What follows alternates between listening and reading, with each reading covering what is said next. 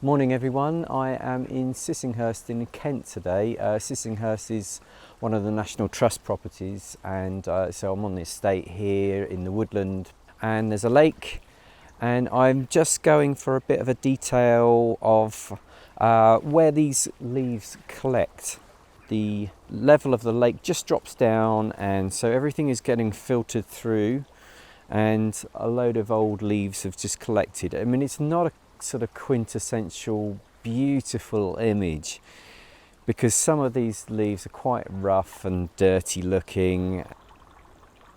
There's not a lot of room to work here, so I'll probably only have one or two camera angles, but I'm going to go through my setup now.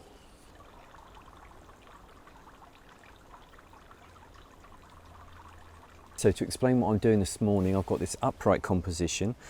I've got this line of leaves in this kind of lower third with this sycamore leaf, I think it is, kind of bottom right, and the rest of it actually is filled up with the reflections of these branches in the lake. And so it's quite nice. You've got leaves dotted all around this lake. You've got the reflections in the water, so they're taking up a lot of the kind of dead space that would just be sky. There is a little bit of cloud in the sky.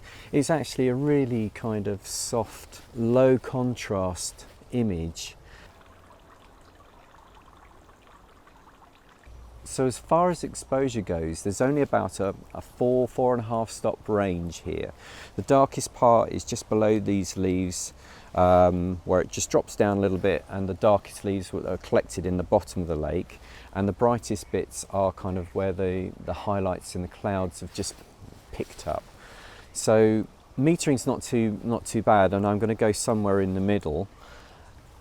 The sort of problem I've had is working out how long an exposure I'm going to do, because what I do like with this composition is the fact that there are ripples on the water, and I want those ripples to take the edge off. I don't want the top bit sharp. I want those ripples to basically add a bit of blur. And down here where the leaves are, they're quite static, and I'm hoping that I've chosen about 2-second exposure. I'm hoping they are static enough so that they will be quite nice and sharp and there won't be any movement there, but the ripples further up will give a bit of a blurred effect. So we'll see. It might work, it might not, but we'll give it a go.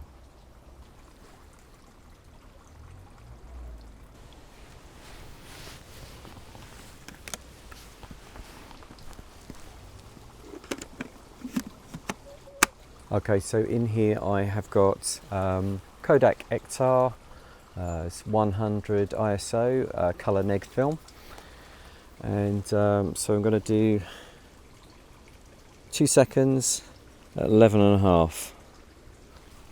Okay.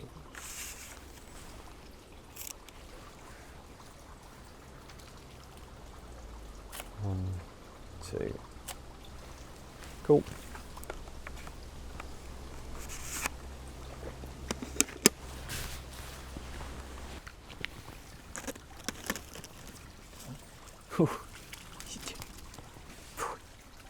Come on, come here.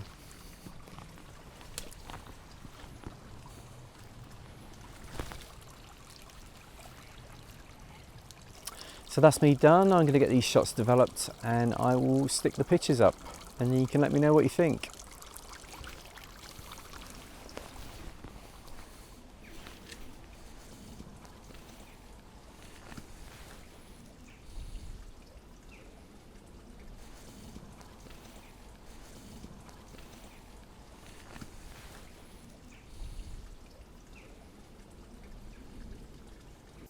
So what did you think of the image? I was pretty pleased with it on the whole. I've been developing all this morning. I've been doing some colour 4x5 and some black and white 4x5 and some 35mm colour neg. And so I've had a big developing session this morning, and the shot that you've just seen is pin sharp. I'm really pleased. And there's enough sharpening. I was a little bit worried about that 2-second exposure, thinking there'd be some movement there that I can't quite see, but it's fine, it's absolutely fine, and there's enough kind of flow in the water above to give it that sort of sense of movement, which is kind of what I was after, so really happy. And yeah, just something about my subscribers. Thank you for subscribing to my channel. I actually passed 1,000 subscribers this week, so I'm really happy about that. And for all the people that comment and like my posts, thanks again. I always read your comments and I get back to you, you know I do, and hopefully you will carry on supporting what I do, and there'll be lots more to come. I think going into winter time I'm probably going to be shooting a lot more black and white from now on, just because I want to, really. There is a cost issue with colour. Shooting 4x5 colour neg is very expensive, so I will be shooting a bit more black and white, but I'm hoping that you know, winter time, that will lend itself with some nice black and white images. And you know, I've got other things on the go that I kind of want to get into my channel as well. I want to start shooting a few more environmental portraits as well, because I have sort of come from doing portrait projects in the past, so I want to try and incorporate a little bit of that and hopefully try and film a little bit as well. So that hopefully will be coming, and lots more of the same. So once again, thank you very much for watching, and I will see you next time. Bye bye.